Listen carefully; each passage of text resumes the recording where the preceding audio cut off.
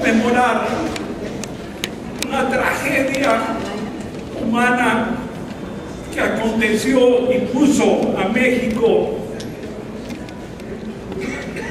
en los primeros lugares de represión en el mundo. Hace 4 años, 72 seres humanos fueron sacrificados en San Fernando, Tamaulipas, y hasta la fecha sus familiares siguen esperando. ¿Dónde está la justicia?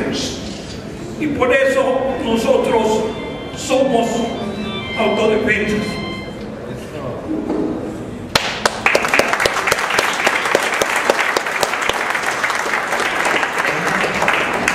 Las épocas y los tiempos se definen en mucho por la práctica y el uso que se hace de ciertos términos. Con mayor frecuencia se mencionan en el diálogo popular cada día. La actual inseguridad, la cotidiana impunidad,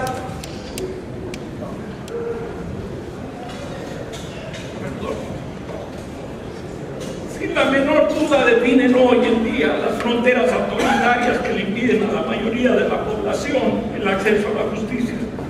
En lo social, en el México neoliberal presente, el autoritarismo, la inseguridad y la impunidad se manifiestan en la creciente represión que sufren los movimientos populares que buscan gozar del pleno el ejercicio de sus derechos constitucionales, convencionales y humanos. La situación de violencia en México se debe definir en plural. Las violencias que se identifican en el país son variadas y desde diferentes niveles. Las que se desarrollan como consecuencia de las condiciones de pobreza tuteladas por un modelo de desarrollo que se define por la grosera concentración de la riqueza en pocas manos. El amplio etcétera de las violencias que se ejercen contra los seres humanos tiene como uno de los ejemplos más vergonzosos a México. Desde las violencias más arteras y descaradas hasta las más elaboradas son el panorama cotidiano desde hace décadas vive nuestro país. Violencias contra las poblaciones indígenas, contra la comunidad lésbico-gay, contra las mujeres, los niños y los ancianos, los discapacitados, los migrantes, empresarios, estudiantes, organizaciones sociales, defensores de derechos humanos o periodistas. Nadie en la actualidad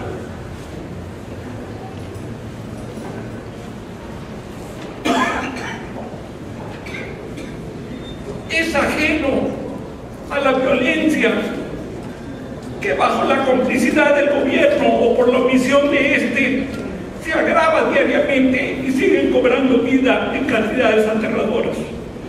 Quienes participan en el encuentro de hoy son testigos presenciales y conocedores conscientes de las estadísticas de inseguridad, la impunidad imperantes y del acostado acceso a la impartición de justicia para la población en general. Ante esta situación, dicta la historia que una de las vías más dignas, transparentes y democráticas para enfrentar la insuficiencia del Estado en salvaguardar la vida y la libertad es la organización social. Si la soberanía reside en el pueblo, es este el que debe tomar las decisiones que reorienten la vida del país, sin que ello implique necesariamente la estrategias violentas, sino al uso del talento, la creatividad, la cultura, la construcción y el fortalecimiento de redes desde abajo hacia arriba, tomando como el recurso más preciado a la organización local, a los estudiantes, las organizaciones de base, las asociaciones de colonos, las organizaciones de mexicanos en el extranjero, los profesores en sus diversos niveles y todas aquellas personas o grupos comprometidos con el país. Los reclamos sociales que se enfrentan a la falta de acceso a la justicia sin pedir permiso a nadie generan movimientos populares con autonomía del mal gobierno, buscando respuestas, soluciones alternativas. Esto sucede cuando al parecer la ausencia del respaldo político constitucional de manera natural se revela al control clientelar del poder establecido y construyen su propia resistencia, sembrando en lo más profundo semillas de esperanza que surgen de abajo hacia arriba con fuertes raíces en la construcción de un futuro con justicia y libertad, de la que hoy mayoritariamente se carece. La figura de autodefensas es un recurso de la organización social para enfrentar las diversas violencias que afectan a la mayor parte de la población, especialmente a la más vulnerable. La autodefensa es ante todo el esfuerzo para recuperar el tejido social, el sentido de comunidad, el poder de decisión. La población que durante décadas se ha delegado a unas autoridades cada vez más alejadas, más insensibles, muchas de ellas en actividades ilícitas. Ser autodefensa también supone integrar a todos los sectores excluidos, porque defender es precisamente eso, enfrentar las causas de la pobreza, que es el origen primario de toda violencia. Por ello convocamos a defender a los empresarios honestos que en forma limpia aportan al desarrollo nacional, a defender a la comunidad LGTB que aún está estigmatizada desde el Estado, a fortalecer los derechos de las poblaciones originarias durante décadas condenadas al fracaso por la falta de recursos para su progreso, a defender de un paso sin violencia de las poblaciones migrantes para quienes la migración se ha vuelto no una opción sino una maldición, ya que en su camino mueren, son mutilados, violados, secuestrados y sujetos de trata y de tráfico. Para ello llamamos a la sociedad civil a asociar las autodefensas con acciones que emanan de sentimientos profundos, ligados estrechamente a nuestras familias, a nuestras comunidades, a la patria que nos vio nacer, a través de la organización pacífica, ciudadana, democrática, apoyando siempre las acciones de violencia organizada o autorizada, pero sin negar el derecho constitucional y obligatorio de actuar en defensa propia, con todos los medios posibles al alcance. Solamente en las últimas semanas, a partir de la aprehensión del doctor Mireles Valverde, un sentimiento generalizado de solidaridad se ha hecho sentir a lo largo de todo el país, donde se han registrado numerosos actos de protesta exigiendo su libertad como preso político, y se han manifestado múltiples expresiones de apoyo en el extranjero, particularmente en los Estados Unidos, donde se reconoce el papel humanitario del doctor Mireles como activista y voluntario de la Cruz Roja en sus años de migrante en Modesto, California.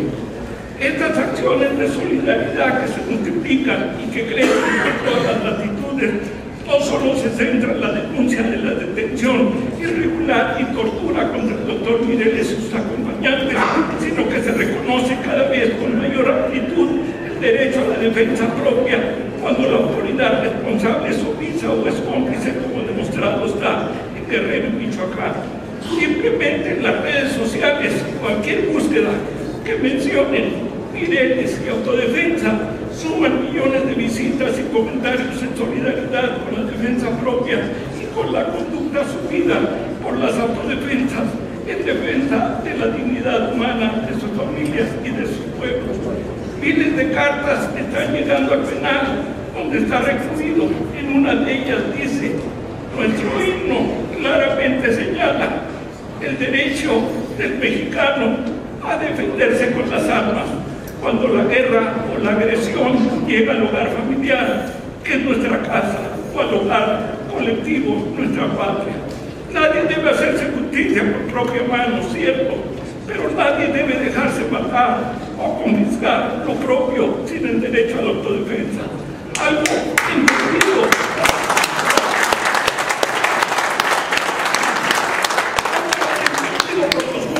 De las constituciones liberales y federales de nuestra patria. Por eso consagraron el derecho a poseer armas para la defensa de la persona y del domicilio, aportarla sin que más que lo que dijeran los reglamentos de policía, como estaba en su redacción original en el artículo 10 de la Constitución.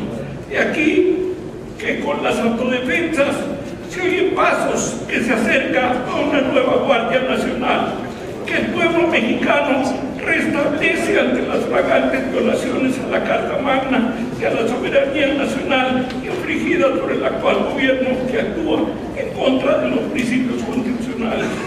Como integrante de las autodefensas migrantes, siempre hemos manifestado: ningún ser humano es ilegal, ninguna autodefensa es ilegal, todos somos.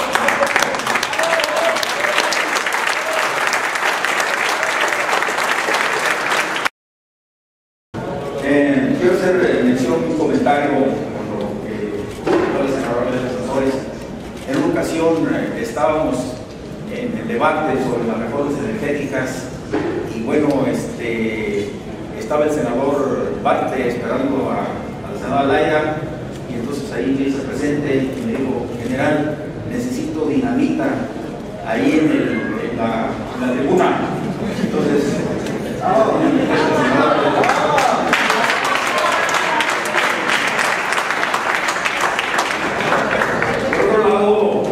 un comentario, y este es en Proemio. Me comentaba en una ocasión que estábamos revisando un grupo de asesores, el asunto de la reforma, y bueno, en una forma muy preocupante y elocuente comentaba el senador Barte: ¿quién va a parar todo esto? Y yo le comenté: los grupos de autodefensa de la Guardia Nacional.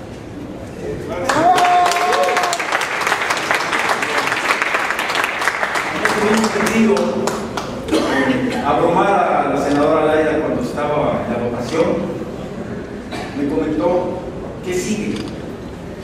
Lo que sigue es una guerra civil. Tal parece que el gobierno a eso está apostando.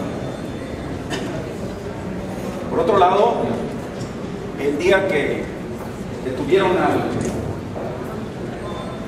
los autodefensas en la Mira Michoacán, fue humillante cómo fueron ubicados en el piso y con sorna trajeron el sombrero del doctor Mireles, toda la policía y el ejército burlándose de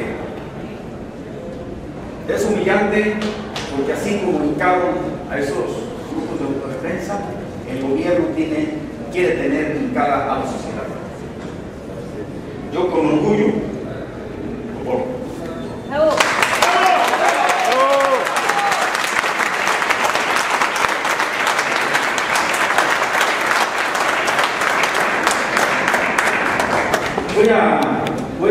voy a tocar un tema intocado, un tema espinoso para el poder, un tema que ha sido letra muerta históricamente en México, que tiene que ver con la Guardia Nacional. Yo tengo muchos años estudiando este tema sobre Fuerzas Armadas y sociedad, incluso así se titula mi tesis, porque no hay estos estudios de carácter sociológico que tengan que ver con el impacto que tienen las Fuerzas Armadas en México hacia la sociedad mexicana. ¿Qué es la Guardia Nacional? La Guardia Nacional es el influjo del pueblo en defensa de su territorio. Es el pueblo en defensa de su propio pueblo. Es el soldado ciudadano que nos ha dado patria y libertad, la independencia, la reforma y la revolución. Una institución que en un Estado democrático tiene como misión defender el honor de la patria, las instituciones de la República, el orden interno, pero sobre todo ser un contrapeso a la existencia de una fuerza militar permanente como es el ejército, que puede desbordar sobre la sociedad y apuntar las armas en contra de su pueblo. Y decía Bolívar: un soldado que apunta las armas al pueblo es un soldado maldito. El ejército mexicano, en su función inconstitucional de lucha contra las drogas, apunta sus armas contra el pueblo. En la guerra contra las drogas, Calderón se apuntó casi 500,000 de muertos, una cuarta parte de los muertos que hubo en la Segunda Guerra Mundial, y más en la guerra de Vietnam. Pero aquí, en este recinto parlamentario, se reconoce a las Fuerzas Armadas con letras de oro. Senadores, el ejército mexicano debe regresar a sus cuarteles y debe abocarse a su función de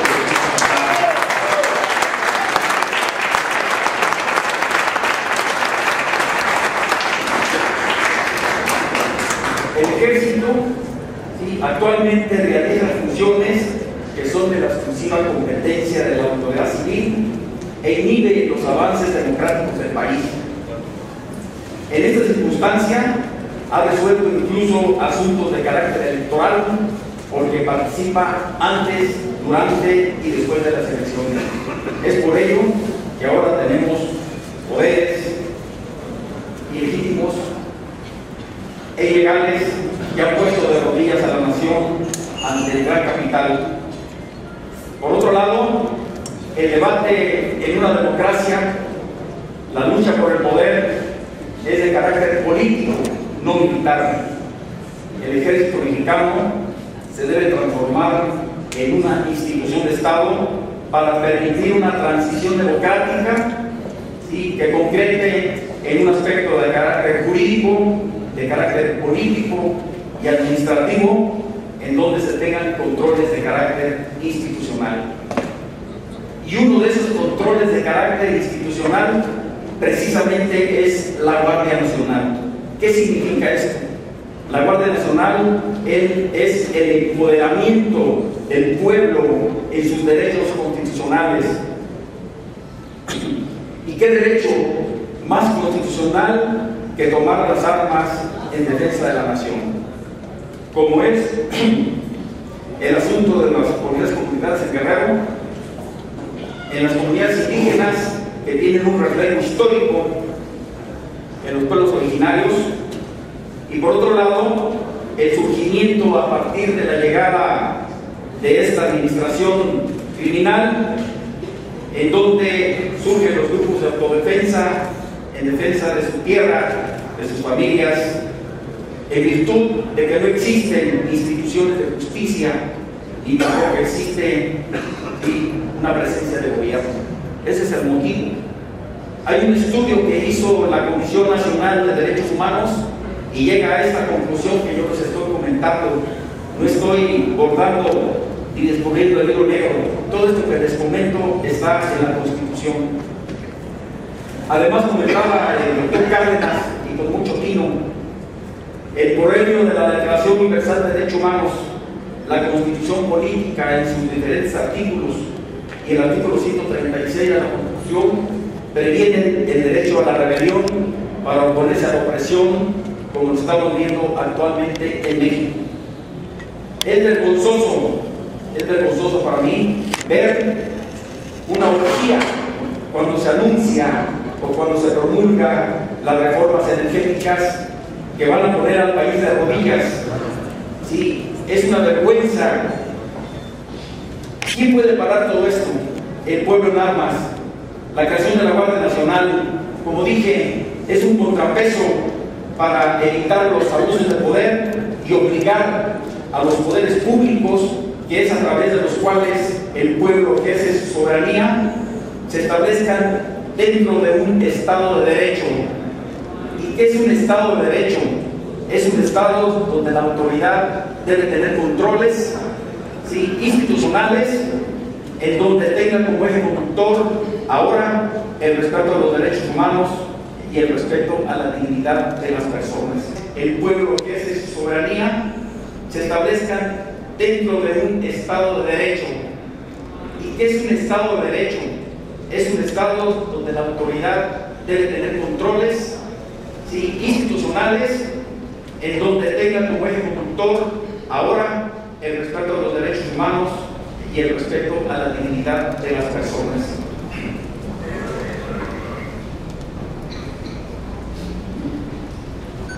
Hace tiempo, cuando llegó Enrique Peña Nieto a la presidencia, que ya sabemos todos cómo llegó, yo le comentaba a la semana de los actores que el tema de las autodefensas iba a ser uno de los puntos de discusión.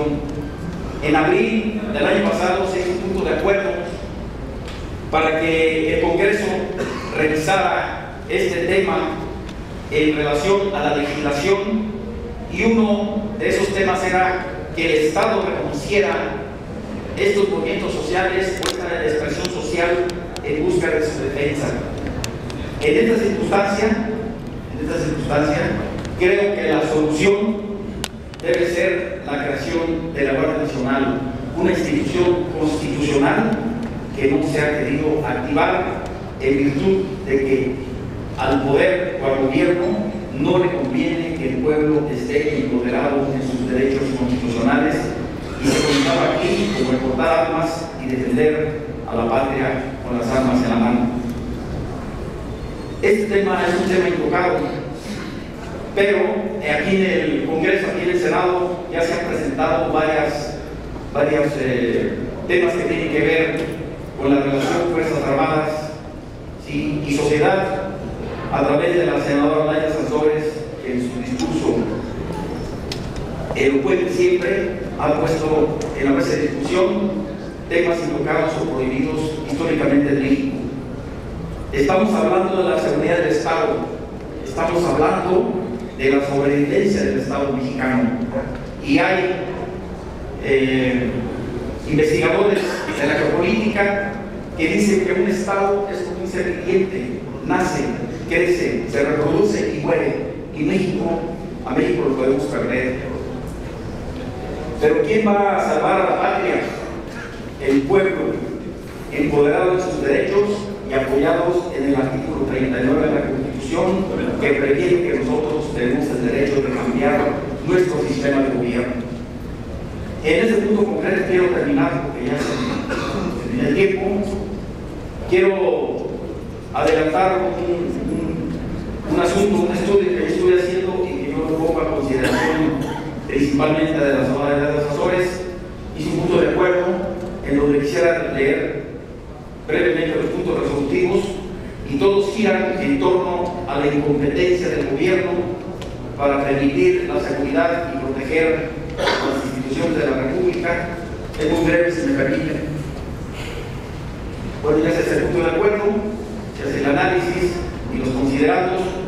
Y bueno, primero, y coincido, aquí vamos a coincidir con lo que comentaba el senador Corral, se exhorta al Poder Ejecutivo, por tratarse de la seguridad del Estado, de cabal cumplimiento a la fracción tercera del artículo 31 y cuarto del artículo 35 de la Constitución Política de los Estados Unidos Mexicanos, y decreta la creación de la Guardia Nacional a fin que los mexicanos podamos ejercer el derecho a alistarnos en esa institución democrática y federal para tomar las armas en defensa del honor de la patria, de la República, de las instituciones, y resguardar la tranquilidad y el orden interno.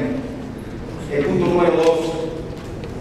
Se exhorta al Congreso de la Unión para que emita una ley orgánica de la Guardia Nacional, como lo consagra la fracción 15 del artículo 73 de la Constitución Política de los Estados Unidos Mexicanos, para que reglamente, organice, arme y discipline a la Guardia Nacional como estuvo funcionando en el siglo XIX.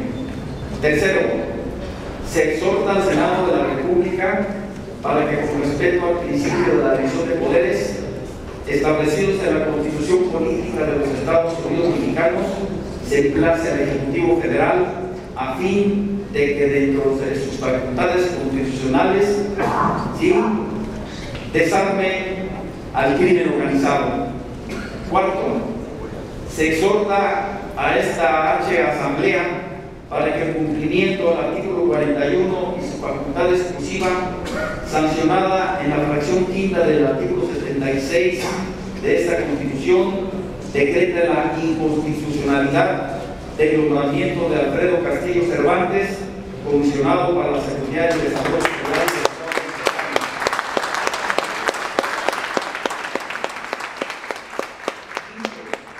Se exhorta al Poder Ejecutivo que decrete la inmediata e incondicional liberación de José Manuel Mireles Valverde, líder de las autodefensas del Estado de Michoacán, y sus 3 escoltas, vienen los nombres. Sexto, se exhorta al Poder Ejecutivo con pleno respeto al principio de la división de poderes, establecido en la Constitución, decrete una ley de amnistía a efectos de que todas aquellas personas que hayan sido encarceladas a raíz de la necesidad de convertirse en policías comunitarias o grupos de autodefensa o de cualquier otra manifestación social en defensa de sus vidas, territorios, derechos a causa de la incapacidad o negligencia del gobierno para dar seguridad a todos los habitantes del territorio nacional, sean liberadas incondicional e inmediatamente. Muchas gracias.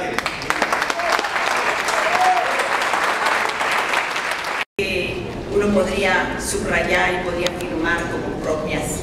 Mis compañeros senadores que formamos parte de este equipo que tiene enormes identidades, a pesar de que pudieran haber diferencias de matices que marcan los partidos políticos. El senador Corral justamente está sentado al otro lado del salón y a veces siempre con la mirada sabemos que estamos en el mismo campo de batalla. Y el senador Bartlett, quien es para mí realmente un coordinador, un hombre del que se aprende y con el que siento que crece.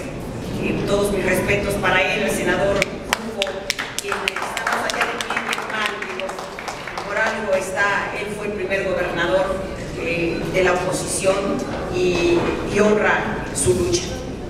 A todos los que intervinieron, artistas, poetas, hombres tan sensibles, mujeres valiosísimas, quienes defienden esta causa también poniendo el riesgo.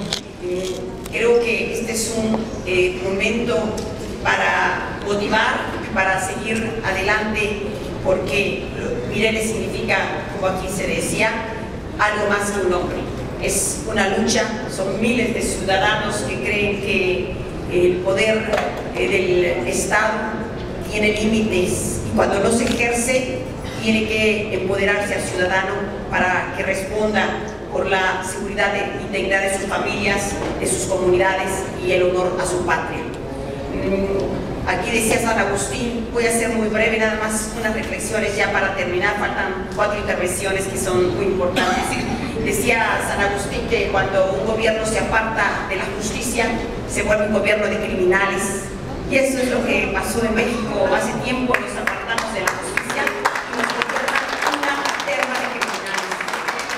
Que no me digan que no hay impunidad, corrupción, fraudes patrimoniales, fraudes electorales, violaciones escandalosas a los derechos humanos que rayan en crímenes de lesa humanidad. Y como han dicho aquí varios sacerdotes, se está dando un holocausto con los migrantes para vergüenza de este país.